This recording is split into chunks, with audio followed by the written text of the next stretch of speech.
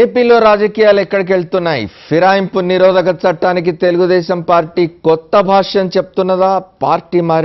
Party మారినా ఎన్నికలకు వెళ్లాల్సిన అవసరం లేదని చెప్తుండటం దేనికి సంకేతం?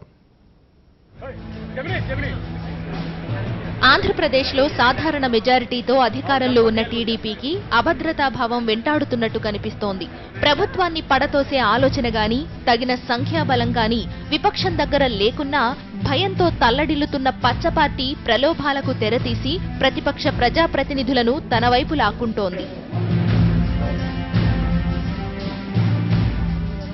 కొంతమందికి మంత్రి పదవి ఆశలు, కొందరికి కాంట్రాక్టులు, ఇంకొందరికి ఇతర తాయిలాలు ఆఫర్ చేస్తోంది టీడీపీ. నైతిక విలువలు, స్వచ్ఛ రాజకీయాలపై ప్రతిరోజు ఉపన్యాసాలు ఇచ్చే ముఖ్యమంత్రి చంద్రబాబు నాయుడు స్వయంగా విపక్ష ఎమ్మెల్యేలకు కండువాలు కప్పి స్వాగతం పలుకుతున్నారు. చంద్రబాబు తనయుడు లోకేష్ ఈ ఘట్టాలకు తెర వెనుక డైరెక్షన్ చేస్తుండడం తెలుగు ప్రజలను నిశ్చేష్టులను చేస్తోంది. నిస్సిగ్గు రాజకీయాలను ఎల్లో మీడియా దర్జాగా ప్రచారం చేస్తోంది. ఇవన్నీ చాలవన్నట్టు పార్టీ ఫిరాయించినా ఎన్నికలుండవని ఇప్పుడు కొత్త సిద్ధాంతాన్ని ప్రవచిస్తున్నారు టీడీపీ నాయకులు. టీడీపీ ప్రభుత్వం చేస్తున్న అభివృద్ధి చూసి విపక్ష ఎమ్మెల్యేలు పార్టీలో చేరుతున్నారని, అలాంటి పరిస్థితుల్లో ఉప ఎన్నికలు నిర్వహించాల్సిన అవసరమేముందని ఫిరాయింపులకు కొత్త భాష్యం చెబుతున్నారు. ఉప ఎన్నికలు ఎందుకు వస్తాయండి? అభివృద్ధిలో భాగస్వాములు అవుతామని వస్తున్న వాళ్ళకి ఉప ఎన్నికలు దేనికి? ఇవాళ ఉప ఎన్నికలు అనేది జగన్ గారి సిద్ధాంతమో లేకపోతే ఇంకో సిద్ధాంతమో కాదు కదా. ఇవాళ ఉప ఎన్నికలు దేనికి? వారు దేనికి వస్తానంటున్నారు, వారు చెప్తారు, ఇప్పుడు వారే మాట్లాడతారు. ఈ రాష్ట్ర అభివృద్ధిని కాంక్షించి వచ్చే వాళ్ళకి ఎన్నికలతో ఇవాళ సంబంధం ఏంటి? అది ఎన్నికలు అనేది ఇది కాదు. ఇవాళ అభివృద్ధి అనేదే మెయిన్ ప్రయారిటీ. కాబట్టి అభివృద్ధి నిమిత్తం వచ్చినటువంటి వ్యక్తులు ఎవరు కూడా ఎన్నికల్ని లేదంటే అలాంటి డిస్టర్బెన్స్ని కోరుకోరు. పార్టీ ఫిరాయింపుల నిరోధక చట్టం ప్రకారం ఒక పార్టీకి చెందిన 3/2 మంది సభ్యులు పార్టీ మారితే వారిపై అనర్హత వేటుపడే అవకాశం లేదు. అంతకంటే తక్కువ మంది మారితే ఖచ్చితంగా వారికి పార్టీ ఫిరాయింపుల చట్టం వర్తిస్తుంది. పార్టీ ఫిరాయింపుల చట్టాన్ని 1985లో రాజీవ్ గాంధీ ప్రభుత్వం రూపొందించింది. 52వ రాజ్యాంగ సవరణ ద్వారా దీన్ని రాజ్యాంగంలోని 10వ షెడ్యూల్లో పొందుపరిచారు. చట్టంలో చేసిన సమయంలో 1/3 సభ్యులు పార్టీ ఫిరాయిస్తే దాన్ని విలీనంగా గుర్తించాలనే నిబంధనను పొందుపరిచారు. ఆ నిబంధనకు తూట్లు పొడవడంతో 2003లో 91వ రాజ్యాంగ సవరణ ద్వారా దాన్ని 3/2 మార్చారు. ఓ పార్టీ తరపున ఎన్నికైన ఓ సభ్యుడు స్వచ్ఛందంగా ఆ పార్టీ సభ్యత్వాన్ని వదులుకున్నప్పుడు, లేదా పార్టీ విప్ ధిక్కరించి ఓటింగ్లో పాల్గొనడం లేదా ఓటింగ్కు గైర్హాజరైతే ఆ సభ్యుడిపై అనర్హత వేటు వేయవచ్చని పార్టీ ఫిరాయింపుల చట్టం చెప్తోంది. స్వచ్ఛందమనే పదానికి చాలా విస్తృత అర్థముందని సుప్రీంకోర్టు 2 కీలక కేసుల్లో తీర్పు చెప్పింది. Ravi Nayak versus Union of India, Rajendra Singh Rana versus Swami Prasad Maurya and others కేసులో పార్టీ ఫిరాయింపు చట్టంపై సుప్రీంకోర్టు తీర్పులు చెప్పింది. ప్రజాస్వామ్యం కాదు పచ్చస్వామ్యం, అంతా మా ఇష్టం అంటున్నది తెలుగుదేశం పార్టీ. ఆంధ్రప్రదేశ్లో, తెలంగాణలో జరిగిన దానికి గగ్గోలు పెడుతూ ఆంధ్రప్రదేశ్లో మాత్రం మళ్ళీ ప్రతిపక్షం నుంచి శాసనసభని లాగేస్తున్నారు. ఇవాళ మళ్ళీ ఒక శాసనసభ్యునికి పచ్చ కండువా కప్పారు. వీటి గురించి మాట్లాడుకుందాం. అసలు పార్టీ ఫిరాయింపులు ఏమిటి, చట్టాలు ఏం చెప్తున్నాయి, పార్టీ ఫిరాయించిన శాసనసభ్యులు రాజీనామా చేయాల్సిన అవసరం ఉందా లేదా, వీటన్నిటి గురించి మాట్లాడడానికి మనతో సీనియర్ పాత్రికేయులు ప్రెస్ కౌన్సిల్ ఆఫ్ ఇండియా సభ్యులు అమర్నాథ్ ఉన్నారు, అట్లాగే సీనియర్ న్యాయవాది రవిచంద్ర ఉన్నారు.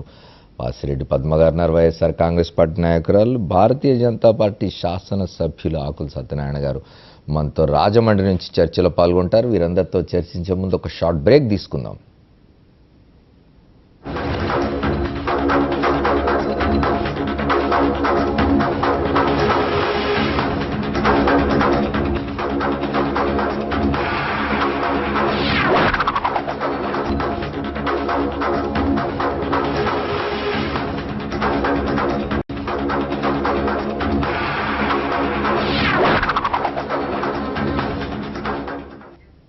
Welcome back to the fourth estate. Party గుర్తు మీద గెలిచిన ప్రజాప్రతినిధి పార్టీ ఫిరాయిస్తే ఇంకో పార్టీలోకి జంప్ అయితే ఫిరాయింపుల చట్టం వర్తిస్తుందా వర్తించదా? అసలు అది అభివృద్ధికి ఫిరాయింపులకు ఏమైనా సంబంధం ఉందా? ఇవాళ తెలుగుదేశం శాసనసభ్యులు కొత్త అర్థాలు చెప్తూ ఉన్నారు. అభివృద్ధి కాంక్షించి వచ్చే వాళ్ళకి ఫిరాయింపు ఎట్లా వర్తిస్తుంది, ఉప ఎన్నికలు ఎందుకు వస్తాయని చెప్తున్నారు తెలుగుదేశం శాసనసభ్యులు. అమర్నాథ్ గారు చెప్పండి, చట్టాలు ఏమంటున్నాయి, అసలు పార్టీ ఫిరాయింపుల చట్టంలో ఉన్న లొసుగులు ఏమిటి, ఎందుకు ఈ పరిస్థితి వస్తున్నది? మనం ఈ తెలంగాణలో కానీ ఇప్పుడు ఆంధ్రాలో ప్రారంభమైంది, ఇవన్నీ చూస్తూ ఉన్నాం మనం. ఇప్పుడు పార్టీ ఫిరాయింపుల చట్టం చెప్తున్నది ఏంటంటే, ఒక పార్టీ గుర్తు మీద ఎవరైనా నెగ్గితే ఆ పార్టీ డిసిప్లిన్కి కట్టుబడి ఉండాలి.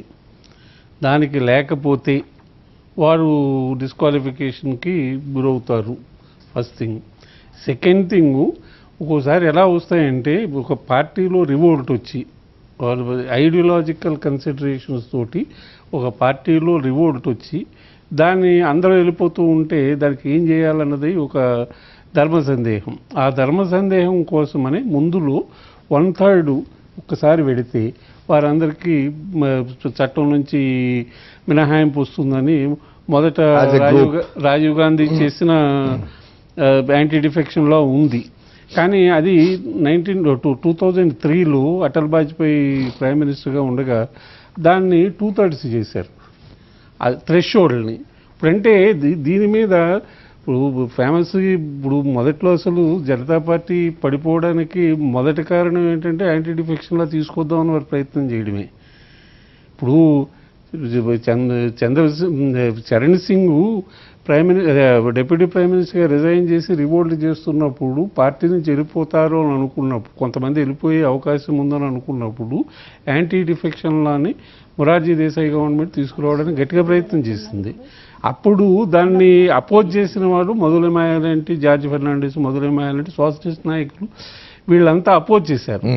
అపోజ్ చేసి వారు చెప్పింది ఏమిటంటే, నాకు జెన్యున్ కాన్షియస్ తోటి అనే పొలిటికల్ ఏదైనా మేము డిఫర్ అయిపోయి మేము ఇంకో పార్టీ మారితే దాన్ని నువ్వు డిఫెక్ట్ ఏంటి, నువ్వు ఎలాగా మమ్మల్ని డిస్క్వాలిఫై చేస్తావు, బట్ రాజీనామా చేయాలి కదా. అదే అలా కాదు అసలు. మేము అసలు ఇప్పుడు పార్టీలో ఇది అంటే అప్పుడు చెప్తున్నాను, మధులిమాయ చెప్పింది ఏమిటంటే it leads to party tyranny, party leadership tyranny అని చేశారు. అప్పుడేమో దాన్ని గవర్నమెంట్లు పడిపోవడాలు తర్వాత అయినా అయిపోయింది. అయిపోయాక యాంటీ డిఫెక్షన్లా రాజీవ్ గాంధీ గవర్నమెంట్లో వచ్చినప్పుడు 1/3 చేశారు దాన్ని. అంటే ఈ 1/3 థ్రెషోల్డ్కి వెళ్ళిపోతే అంతకన్నా తక్కువ అయితే డిస్క్వాలిఫై చేయాలి. మళ్ళీ వాజ్పేయి గవర్నమెంట్ దాన్ని వాజ్పేయి గవర్నమెంట్ వచ్చి 2/3 చేసి ఓకే 2/3 చేశారు. కానీ ఈ అన్నిటికీ ఏమిటంటే, ఇప్పుడు రాజ్యాంగంలో చెప్పిన లేకపోతే మామూలుగా పార్లమెంటరీ డెమోక్రసీ గురించి ఎవరు డిస్కస్ చేసుకున్నా, స్పీకర్ నాట్ ఓన్లీ ఇంపార్షియల్, ఈ should seem to be impartial. దాని మీద అంటే స్పీకర్ని ఎవరినైనా ఎన్నుకున్నాము అంటే ఆయన పెద్ద మనిషిని అక్కడ చేశాము కనుక ఆయన పార్టిసాన్ పాలిటిక్స్లో పార్టిసిపేట్ చేయకుండా పార్టీకి రిజైన్ చేసి, అంటే ఆ డ్యూరేషన్కి చేయడానికి చాలామంది including Sanjiva Reddy they use to resign the party membership and then rejoin after speaker he demits the office. ఇక్కడ నేను ఒకటి చెప్తాను అమర్నాథ్ గారు, తెలంగాణలో జరిగింది. మనం 2014లో రాష్ట్రం విడిపోయి 2 రాష్ట్రాలు ఏర్పడ్డాక తెలంగాణలో ప్రభుత్వం వచ్చాక తెలుగుదేశం పార్టీ నుంచి శాసనసభ్యులు వంతుల వారీగా వెళ్ళినారు తెలంగాణలో టీఆర్ఎస్లోకి. ఇప్పుడు 2/3 అయింది. ఇప్పుడు అది చెల్లుబాటు అవుతుందా? అదే నేను చెప్పేది. ఇప్పుడు దీన్ని స్పీకర్ ఇప్పుడు అది ఎలాగవుతుందో నాకైతే అర్థం కాలే. ఇది వరకు ఇన్ఫేమస్ రూలింగ్స్ ఆఫ్ శివరాజ్ పార్టీలు ఉన్నాయి.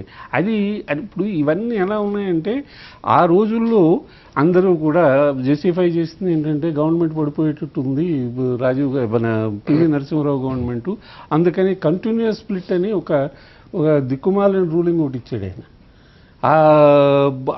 ఆ రూలింగ్ తోటి కంటిన్యూస్ స్ప్లిట్ అయ్యింది, వాళ్ళందరినీ డిస్క్వాలిఫై చేయకుండా ఆపించాడు.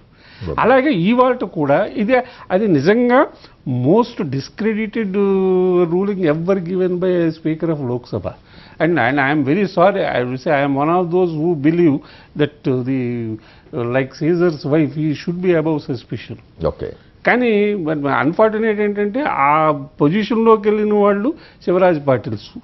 ఇవాళ ఇక్కడ కూడా నేను I'm not casting any aspersion on the speaker, but I think ఏదో ఒక రూలింగ్ ఒక పార్టిసాన్ యాటిట్యూడ్ తోటి వచ్చిన ఒక శివరాజ్ పాటిల్ రూలింగ్ని వీరు వేదం అనుకుని దానిలో దగ్గర వచ్చేదాకా ఆగి అందరూ వచ్చాక 2/3 అవగానే 2/3 అయిపోయింది కనుక యాక్సెప్ట్ చేయడం అనేది most unethical way of looking at things. Right. Ravichand గారు చెప్పండి, ఏంటి లా ఏం చెప్తున్నది? ఎట్లా ఇప్పుడు స్పీకర్స్ ఉన్నారు, naturally speakers are from some political party, that to the political party which is in power. వాళ్ళు అధికార పార్టీకి అనుకూలంగా ఉంటారనే విమర్శలు ప్రతి గవర్నమెంట్లో ప్రతిసారి ఎదుర్కొంటూనే ఉన్నారు. ఇట్లాంటి సందర్భాలు వచ్చినప్పుడు వారి మీద మరింత విమర్శ వచ్చే అవకాశాలు కనిపిస్తాయి.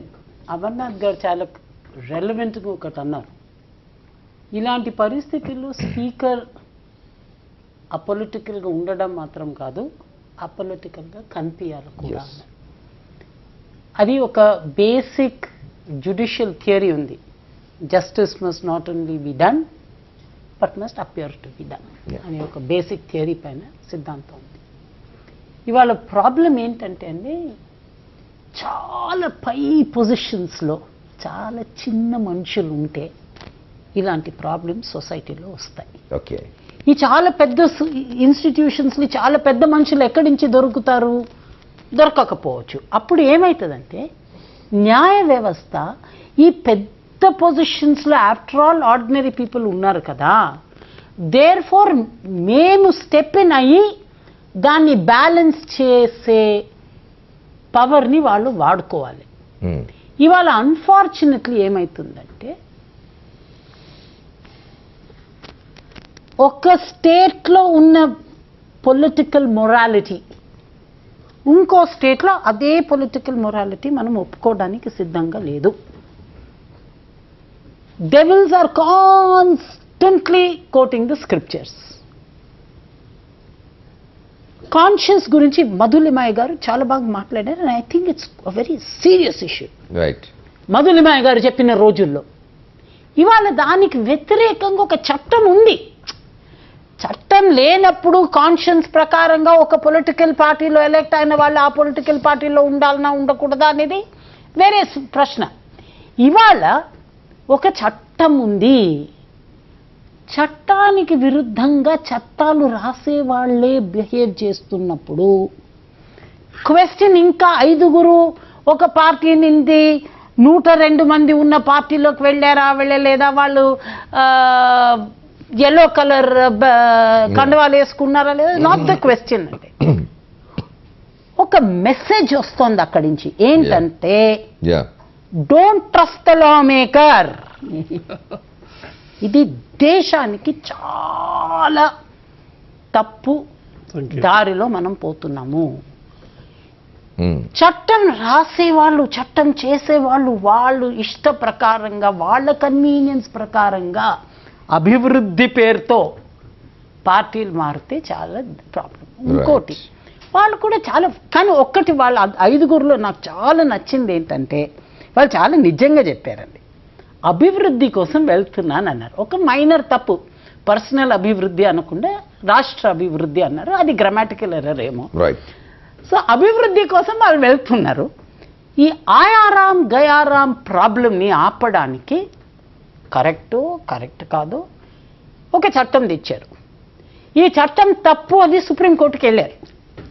సుప్రీంకోర్టు ఈ చట్టం కరెక్ట్ అన్నది. సుప్రీంకోర్టు ఇంకోటి ఏమంది, స్పీకర్ ముందు మీరు ఏ రోజు పోయి ఒక కంప్లైంట్ ఇచ్చారో ఆ కంప్లైంట్ పైన స్పీకర్ తీసుకుంటున్న డెసిషన్ ఒక ట్రిబ్యునల్ లాంటి డెసిషన్, ఆ డెసిషన్ని హైకోర్టు కానీ సుప్రీంకోర్టు కానీ మళ్ళీ కన్సిడర్ చేయొచ్చు అంది. Forget Andhra Pradesh for 1 minute. తెలంగాణలో ఏ పార్టీ ఇవాళ అందరినీ వెల్కమ్ చేస్తుందో వాళ్ళ పార్టీలో వాళ్ళ పార్టీ మెంబర్స్ టీఆర్ఎస్లో చేరారు. ఆ రోజు ఐ డోంట్ నో మీ స్టేట్ ఆఫ్ టెక్నాలజీ నాకు తెలియదు, బాబు గారు ఏదో మాట్లాడి ఉంటారు. If you can pick up what all he said both on morality and నిన్న మొత్తం అదే మేము మొరాలిటీ ఒకటి, లీగాలిటీ ఒకటి. నిన్న మొత్తం నిన్నటి మొరాలిటీ మారిందా, ఇవాళ లీగాలిటీ మారిందా నాకు తెలియదు. Right let me talk to others also. Padma గారు చెప్పండి, ఇవాళ బోండా ఉమామహేశ్వరరావు అనే తెలుగుదేశం పార్టీ మొదటిసారి శాసనసభ్యుడు, ఆయన బహుశా ఫస్ట్ టైం శాసనసభ్యుడు అయినట్టున్నాడు. ఆయన చెప్తున్నారు అసలు పార్టీ ఫిరాయింపులకు కొత్త అర్థాలు ఇస్తున్నారు. ఆయన ఏం చెప్తున్నారంటే అసలు అభివృద్ధి కోసం అని పార్టీ మారితే ఎన్నికలు ఎందుకు వస్తాయి, ఉప ఎన్నికలు, అది పార్టీ ఫిరాయింపు ఎట్లా అవుతుందని దబాయించేస్తున్నారు ఆయన. అంటే ఇవాళ ఒకటి ఇందాక మాట్లాడింది మొరాలిటీ, లీగాలిటీ, ఇవి రెండు కూడా పరస్పరం డిపెండ్ అయి ఉంటాయి. మొరాలిటీని బట్టే లీగాలిటీ కూడా ఉంటుంది. మనం సొసైటీలో ఏదైతే ఒక మోరల్ వాల్యూస్ అని ఉండాలని అనుకుంటామో దాన్ని బట్టి కూడా చట్టాలు చేసుకుంటాం, దానికి సంబంధించినటువంటి వాటి అమెండ్మెంట్ ప్రాతిపదికనే చట్టాలు రూపొందించుకుంటాం. ఇవాళ ఒక ఫిరాయింపుల నిరోధక చట్టము అనేటటువంటిది రావడం వెనుక రాజకీయ వ్యవస్థలో జరిగినటువంటి కొన్ని మార్పుల కారణంగా ఆ చట్టం వచ్చింది. ఇవాళ మనం ఈ చట్టాన్ని మాట్లాడుకునేటప్పుడు సరే ముందుగా మీరు మాట్లాడింది బోండా ఉమా గారికి సంబంధించినటువంటి కామెంట్స్, ఎందుకంటే లేటెస్ట్ ఇష్యూ కనుక దాని మీద మాట్లాడుకొని మళ్ళా తర్వాత వెళ్దాం. ఎందుకంటే ఆయన మాట్లాడింది ఇది డెవలప్మెంట్ కోసం వచ్చారు కనుక అసలు ఎన్నికలకు వెళ్లాల్సిన పనే లేదు అనేటటువంటి మాట మాట్లాడడం అంటే రాజ్యాంగాన్ని, ప్రజాస్వామ్యాన్ని అంటే అనేది బద్వేలు శాసనసభ్యుడు జయరాములకి ఏదో హామీ ఇస్తున్నట్టుగా ఉంది, అయ్యా ఎన్నికలు రావు మళ్ళీ మీకు ఎందుకు మేము స్పీకర్ గారిని మేనేజ్ చేస్తాం అని చెప్తున్నట్టుగా అనిపించింది చూస్తే విజువల్. ఖచ్చితంగా ఇప్పుడు వీళ్ళందరూ కూడా బై ఎలక్షన్ వస్తే ఏమిటి అని అంటే రాకుండా మేము చూస్తాము, స్పీకర్ మా చేతిలో ఉన్నటువంటి వాడు అని చెప్పబట్టే ఇవాళ జాయినింగ్ అనుకోవడం ఆంధ్రప్రదేశ్ స్పీకర్ రియాక్ట్ కావాలా ఇప్పుడు నువ్వు ఎట్లా మాట్లాడతావు అట్లా. ఇవాళ ఒకటి ఏంటంటే అసలు ఎన్నికలు అయ్యి కాకుండానే ఇద్దరు ఎంపీలని తెలుగుదేశం పార్టీ తీసుకున్నప్పుడే 2 ఏళ్ల అవుతున్నా కూడా రాజీనామా చేయించకపోవడమే వాళ్ళ దౌర్భాగ్యానికి ఒక నిదర్శనం. 2 ఏళ్ల సమయంలో కూడా రాజీనామా చేయించి మేము ఎలక్షన్కి వెళ్తాము, వాళ్ళని మళ్ళీ గెలిపించుకుంటాము అనేటటువంటి ధైర్యం ఇప్పటికీ లేకపోయింది. ఇప్పుడు జాయిన్ చేసుకుంటున్నటువంటి ఎమ్మెల్యేల విషయంలో కూడా ఎలక్షన్ రాకుండా మేము చూస్తామనేటటువంటి ఇచ్చినటువంటి అన్ని హామీల్లో ఏదైతే ఉన్నాయో మేము నిన్న కూడా మా పార్టీకి సంబంధించినటువంటి నాయకులు చాలా మాట్లాడారు. ఇందులో రెండే జరుగుతున్నాయి. ఒకటి మీకు సంబంధించినటువంటి కేసులు పెడతాము, లేకపోతే ఉన్నటువంటి కేసులకు సంబంధించినటువంటి సెటిల్ చేస్తాము. ఇంకొకటి సూట్ కేసులు. ఈ 2 ఒప్పందాలతోనే మొత్తం కూడా ఇవాళ జంపింగ్లు అనేటటువంటి జరుగుతూ ఉన్నాయి. మా పార్టీకి సంబంధించినటువంటి ఎమ్మెల్యేలు అందరి మీద కూడా నిన్న మా పార్టీ అధ్యక్షులు జగన్మోహన్ రెడ్డి గారు చెప్పినట్లుగా ఆయన మీద తప్ప మిగతా ప్రతి ఒక్కళ్ళ మీద కూడా ఒక ఒత్తిడి అనేటటువంటిది ఉంది, ఒక బేరం అనేటటువంటిది ఉంది, ఒక ఇంకా అనేక రకమైనటువంటి హామీలు అనేటటువంటివి కూడా ఉన్నాయి. మీరు ఎప్పుడు ఏ టైంలో వస్తే మీకు డిమాండ్ అంతా అన్నట్టుగా కూడా వాళ్ళని కవ్విస్తున్నటువంటి పరిస్థితి ఉంది.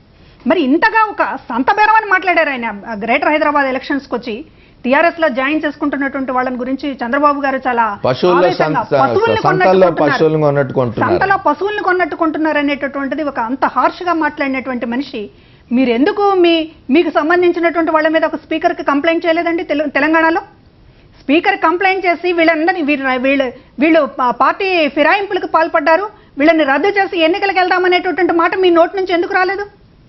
ఇవాళ మేము అడుగుతున్నాము, మీరు రాజీనామాలు చేయించండి, ఇవాళ మేము ఎన్నికలకు వెళ్ళడానికి సిద్ధమని చెప్పి అంటున్నాం. అంతేకాకుండా చంద్రబాబు నాయుడు గారికి జగన్మోహన్ రెడ్డి గారు ఒక మాట కూడా అన్నారు, ఎన్నికలకు వెళ్దాం పదండి, మీ ప్రజాబలం మీతో ఉందా లేకపోతే మాతో ఉందా? మీరు వాళ్ళ బోండా అవమానో లేకపోతే ఇంకొకళ్ళు మేము అభివృద్ధి చేసాం అని మాట్లాడుతున్నారు. అభివృద్ధి చేస్తుంటే మా దగ్గర నుంచి తీసుకున్నటువంటి 2 ఎంపీలకు సంబంధించినటువంటి ఎన్నికలకి ఎందుకు భయపడ్డారు? ఇంకొకటి ఇప్పుడు జరుగుతున్నటువంటి రాజీనామాలు చేయించకుండా చేర్చుకుంటున్నటువంటి పద్ధతికి ఎందుకు భయపడుతున్నారు? ఇప్పటికీ మేము అడుగుతున్నది ఏంటంటే మీరు చేసినటువంటి అభివృద్ధి అయితే మీ మొదటి సంతకం లేదు, 2వ సంతకం లేదు, 3వ సంతకం లేదు, మొదటి 5 సంతకాలకే దిక్కు లేనప్పుడు అభివృద్ధి అనేటటువంటిది ఎక్కడుంది?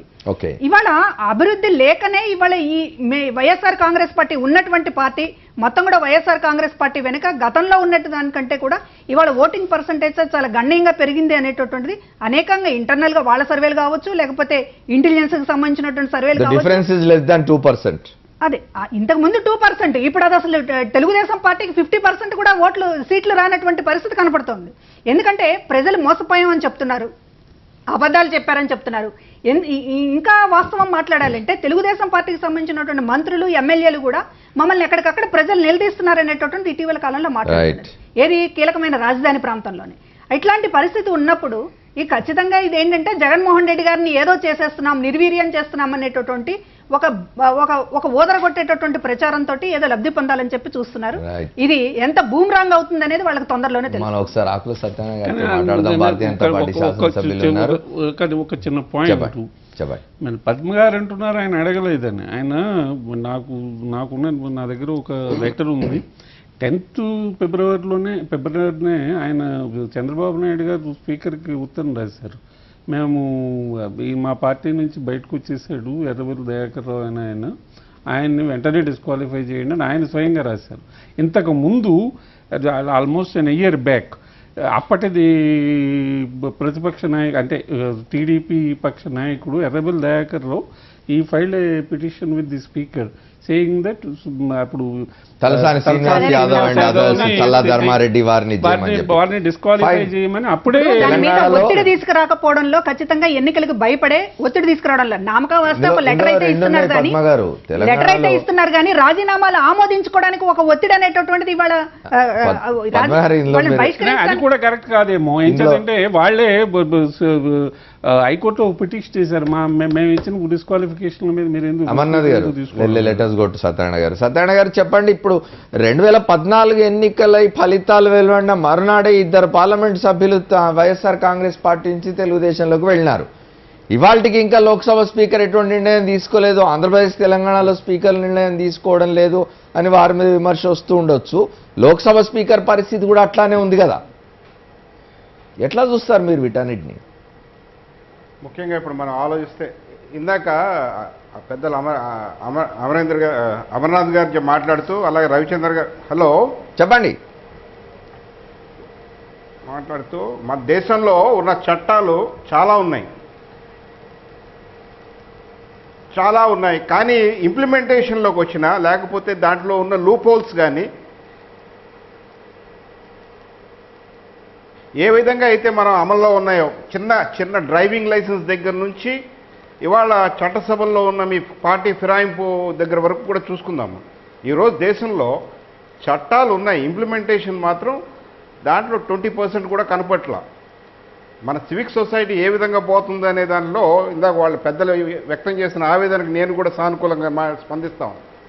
ఈ రోజున చట్టాలు కఠినతరంగా ఉండవలసిన పని లేదు, చట్టాలు ఇంప్లిమెంటబుల్గా ఉండాలా, ఇంప్లిమెంట్ చేయాలి. అప్పుడే ప్రజల్లో ఒక సెన్స్ ఆఫ్ ఇది డ్యూటీ కూడా వస్తుంది. ఎందుకంటే ముఖ్యంగా మనం చూస్తే ఈ రోజున 14 ఎలక్షన్ ముందు ఎవరు ఏ పార్టీలో ఉన్నారో ఎవరికి కూడా తెలియని పరిస్థితి మనందరికీ తెలుసు. ఇవాళ it is not a water tight compartments కావు. ఇవాళ తెలుగుదేశం పార్టీలో ఉన్న వ్యక్తులు గతంలో కాంగ్రెస్లో మినిస్టర్లు చేసిన వాళ్ళు వచ్చారు, అలాగే వైఎస్ఆర్సీపీలో ఉన్న వ్యక్తులు చాలా వరకు తెలుగుదేశం నుంచి వచ్చిన వాళ్ళు ఉన్నారు. సో ఏదైతే ఇవాళ ఒక టర్మాయిల్ నడుస్తూ ఉందో దీనికి అంతా కూడా తెరలేపింది ఎవరు? వైఎస్ జగన్ గారు నెంబర్ గేమ్స్ గురించి మాట్లాడారు. ఆయన ఎప్పుడు నీకు కావాలంటే నేను పడగొట్టగలను అనే మాట ఎప్పుడైతే వచ్చిందో ఆ రోజు నుంచి మనం ఇక్కడ ఈ ఆంధ్రప్రదేశ్ రాష్ట్రంలో ఈ గేమ్ అంతా చూస్తున్నాం.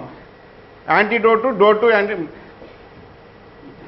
ఈ విధంగా జరుగుతున్న రాజకీయాలు. ఇవాళ నేను ప్రతిపక్షంలో ఉన్నాను కాబట్టి అలాగే చంద్రబాబు పద్మ గారు సత్యనారాయణ గారు నేను I want to put this thing straight అండి. మీడియా మెజారిటీ మీడియా ఏదైతే ఆశించిందో ఆ ట్రాప్లో సత్యనారాయణ గారు కూడా ఉన్నారని నేను అనుకుంటున్నా.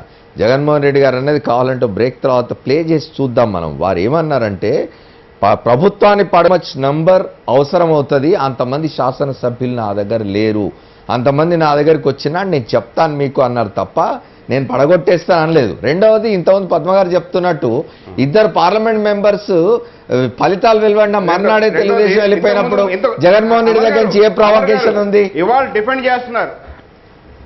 ఇవాళ క్యాపిటల్ సిటీ అమరావతి దగ్గరికి వెళ్ళి నేను వచ్చేస్తున్నాను, 2 ఏళ్లలో వచ్చేస్తున్నాను, మీ అందరికీ మీ భూములు వెనక్కిస్తా అన్న వ్యక్తి ఎవరు? జగన్ గారే కదా. 5 ఏళ్లు పరిపాలించమని ఈ రాష్ట్రంలో ప్రజలు తెలుగుదేశం అండ్ మిత్రపక్షం బీజేపీకి ఇచ్చారు కదా అధికారం. నేను 2 ఏళ్లలో మీకు వచ్చేస్తున్నాను, మీ భూములు వెనక్కిస్తా అన్న వ్యక్తి ఎవరు? మీరు ఎక్కడ క్లిప్పింగ్ ఆధారం చేసుకుని మాట్లాడుతున్నారండి ఈ మాట? 2 ఏళ్లలో వస్తాను అని అమరావతిలో జగన్మోహన్ రెడ్డి గారు అన్నట్లు మీ దగ్గర ఏం ఆధారం ఉంది? ఆయన అన్నటువంటి మాట ఇవాళ ఎన్నికలు ఎప్పుడు వచ్చినా కూడా మీడియాలో చూసిందేనమ్మా. లేదండి, అదేనండి మీరు కూడా ఎల్లో మీడియా ఎల్లోనే కనబడితే మీకు కూడా కష్టం అవుతుంది. అది మీరు పార్టీలకు కొద్దిగా గీత ఉంది, అది కూడా చూసుకోండి కొంచెం. మీది బీజేపీ పార్టీ, మీరు తెలుగుదేశం పార్టీ కాదు.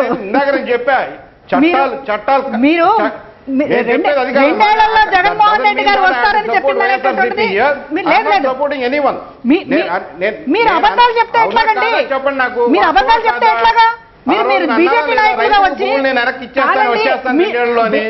ఎప్పుడు అధికారంలోకి వచ్చినప్పుడు ఇస్తా అన్నారు, 2 ఏళ్లలో వస్తారని చెప్పలేదు ఆయన. అధికారంలోకి మేము తప్పనిసరిగా వస్తాము, వచ్చినప్పుడు మీ భూములు మీకు అప్పగిస్తామని చెప్పండి. 2 ఏళ్లలో వస్తారని ఎలా చెప్తారండి? ఎలా చెప్తారు? వచ్చిన తర్వాత 5 ఏళ్ల తర్వాత అంటే అనని మాటను అన్నట్టుగా చెప్పేటటువంటి హక్కు మీకు ఎక్కడదండి? జగన్మోహన్ రెడ్డి గారిని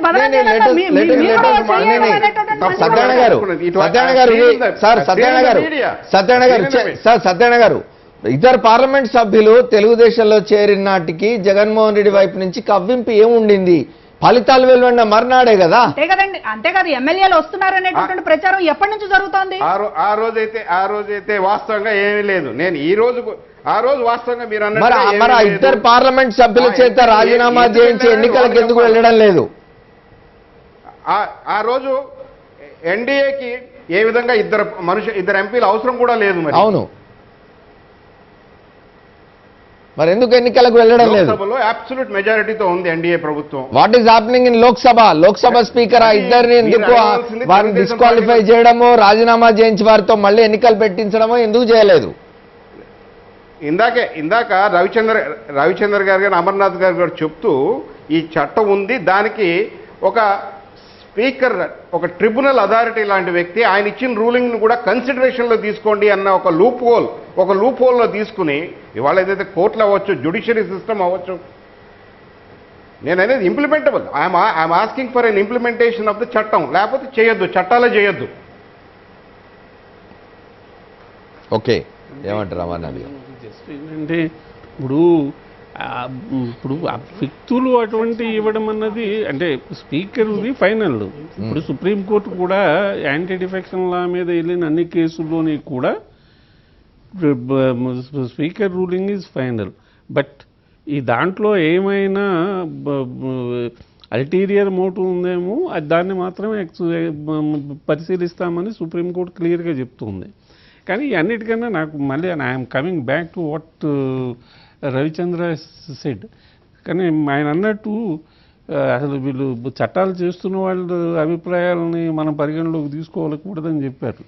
అది నేను ఎక్కడో చదివాను, లా మేకర్స్ అన్నారు. And it looks like true. ఇప్పుడు జస్టిస్ స్కాలియా ఈ మధ్యన చనిపోయాడు, ఆయనది ఉంది originality of constitution. Originality of constitution makers ఏమనుకున్నారో అది చట్టం, మనం ఆ చట్టాన్ని ఇంటర్ప్రిట్ చేసినప్పుడు అది చూడాలి తప్పించి ఇవాళ ఉన్న లా మేకర్స్ చెప్పేది ఆబ్జెక్టివ్లో చెప్పేది పరిగణలోకి తీసుకోకూడదని ఒరిజినాలిటీ అని అదొక థియరీ వచ్చింది. మళ్ళీ రవిచంద్ర గారిని ఒక ప్రశ్న, రవిచంద్ర గారు ఒక మాట చెప్పండి. ఇప్పుడు లెజిస్లేచర్ ఉంది, జ్యుడిషియరీ ఉంది.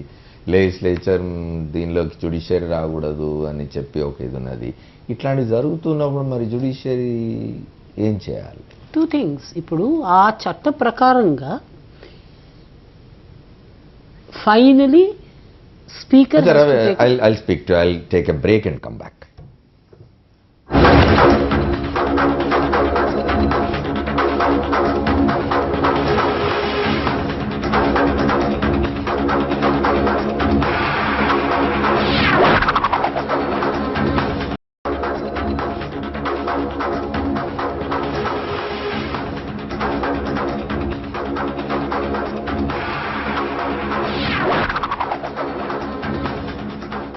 Welcome back to the fourth estate. Party ఫిరాయింపులను సమర్థించుకోవడం కోసం తెలుగుదేశం పార్టీ ప్రభుత్వంలో ఉన్న పెద్దలు జగన్మోహన్ రెడ్డి కవ్వింపు కారణంగానే ఇది జరిగింది అంటున్నారు. అసలు సత్యనారాయణ గారు మీరు కూడా చూడాలి, జగన్మోహన్ రెడ్డి గారు ఏమన్నారు అసలు ఒకసారి చూద్దాం. రాజ్భవన్ ముందు గవర్నర్ కలిసి వచ్చాక స్పీకర్ మీద అవిశ్వాసం ఖచ్చితంగా పెట్టబోతున్నామా? Will continue with that aspect. Speaker మీద ఖచ్చితంగా అవిశ్వాసం పెడతాం. మా నెంబర్ 67 అనే సంగతి అందరికీ తెలుసు తల్లి. చూద్దాం, టైం వచ్చినప్పుడు చూద్దాం. టీడీపీ ఎమ్మెల్యేలు మాతో టచ్లో ఉన్న 21 మంది గవర్నమెంట్ టాపులు చేసే నెంబర్ ఉన్నారని నేను చెప్పాల. ఆ నెంబర్కి వచ్చినప్పుడు ఖచ్చితంగా నీకు చెప్తా, పిలిచి చెప్తా. స్పీకర్ మీద అవిశ్వాసం ఖచ్చితంగా పెట్టబోతున్నామా. Will continue with that aspect. Speaker మీద ఖచ్చితంగా అవిశ్వాసం పెడతాం. మా నెంబర్ 67 అనే సంగతి అందరికీ తెలుసు తల్లి. చూద్దాం, టైం వచ్చినప్పుడు చూద్దాం. టీడీపీ ఎమ్మెల్యేలు మాతో టచ్లో ఉన్న 21 మంది గవర్నమెంట్ టాపులు చేసే నెంబర్ ఉన్నారని నేను చెప్పాల. ఆ నెంబర్కి వచ్చినప్పుడు ఖచ్చితంగా నీకు చెప్తా, పిలిచి చెప్తా. సో ఇది ప్రొవకేషన్. ఆయన రాజ్భవన్ ముందు ఇట్లా మాట్లాడిన కారణంగానే ఇవాళ చంద్రబాబు నాయుడు గారు వైఎస్ఆర్ కాంగ్రెస్ పార్టీలోంచి శాసనసభ్యుల్ని తీసుకొచ్చి ఎల్లో కండువాలు కప్పుతున్నారని మాట్లాడుతున్నారు. Ravi, how do you see this? 3 things. అది ప్రొవకేషన్ అనుకుందాం. First let's Right. Start there. Let us assume against 2 wrongs don't make a right. Chandrababu Naidu garu ఎంత పెద్ద లీడర్ అండి, ఆయన ఇదే ఎగ్జాంపుల్ అయిపోయింది ఆయనకి. So this is bad politics. Firstly, assuming that what Mr. Y.S. Jagan said was provocative, Constitution is more important than political provocation. ఒకటి. రెండోది, ఈ ఐపీఎల్ మ్యాచెస్ నడుస్తున్నాయి ఇప్పుడు. ఎవ్రీ ఇయర్ ఏం చేస్తారంటే వాళ్ళందరిని అక్కడ నిలబెట్టి ఒక్కొక్కరికి ఒక అమౌంట్ ఇచ్చి ఒక్కొక్కరిని అభివృద్ధికి వాళ్ళ టీంలోకి తీసేసుకుంటారు. టీం దీనికోసం ఇది కూడా చేసేస్తే అయిపోతుంది. మరి we are more honest form of running governance in this country. Instead of going for elections and wasting ఇంతమందిని అందరిని ఎలక్ట్ చేసేసుకుందాం, మళ్ళీ ఒక్కొక్కడికి ఇంత అమౌంట్, మా దగ్గరకు రండి అనేద్దాం. Please let us understand. Please let us understand. Okay. I am sure బాబు గారు is a very nice politician. ఆయన ఎంత అభివృద్ధి చేశారండి లాస్ట్ 2 yearsలో. ఈ నలుగురిని ఆయన పార్టీ పెడితే తప్పకుండా ఎలక్షన్స్ గెలుస్తారు. ఏ పార్టీ గెలవదండి. He so good. Why does he not have that confidence in himself that we have in him? Let us see. Sir Satyanarayana గారు చెప్పండి, ఇప్పుడు మీరు చూశారు, మీరు కూడా మీడియా ట్రాప్ లో ఉన్నట్టున్నారు. ఆయన మాట్లాడింది విన్నారు కదా, అది నిజంగా ప్రొవోకేటివేనా? ఆ కారణంగా ఇవాళ వైఎస్ఆర్ కాంగ్రెస్ పార్టీ శాసనసభ్యుల్ని తీసుకుపోయి కలిపేసుకోవాలనే ఆలోచన వస్తుందా? నేను దాన్ని సపోర్ట్ చేయట్లా. But there was an element of ఏదైతే ఇష్యూ నెంబర్ గేమ్ అనేది జగన్ గారి దగ్గర నుంచి రావడం జరిగింది. గతంలో కూడా నేను ఇందాకంటే Satyanarayana garu, was it the first time? ఇవాళ మొత్తం భారతదేశ రాజకీయాల్లో జగన్మోహన్ రెడ్డి ఒక్కళ్ళే అట్లా మాట్లాడుతున్నారా? No it was there. Ramarao గారిని పడగొట్టినప్పుడు కూడా భారతీయ జనతా పార్టీ ఆ రోజున నాదెండ్ల భాస్కర్ రావు గారు అప్పుడు కూడా పెద్ద ఉద్యమం జరిగింది. ఆ రోజున రామ్లాల్ మీద వ్యతిరేకంగా కూడా ఉద్యమాలు జరిగినాయి. రాను విలువలు ఏ విధంగా పడిపోయినాయి. ఇవాళ అధికార పక్షంలో ఉంటే ఒకలాగా, ప్రతిపక్షంలో ఉంటే ఒకలాగా. ఇదే జగన్ గారు నా దగ్గరికి ఎవరిని రానివ్వను, వస్తే రాజీనామా చేసి రమ్మనే మాట ఆయన అన్నారా ఎప్పుడన్నా? ఇప్పుడు అంటారా? పోనీ జగన్మోహన్ రెడ్డి చేసి చూపించారు కదా గతంలో. పద్మ గారు మీరు చెప్పాలి. ప్రతిపక్షంలో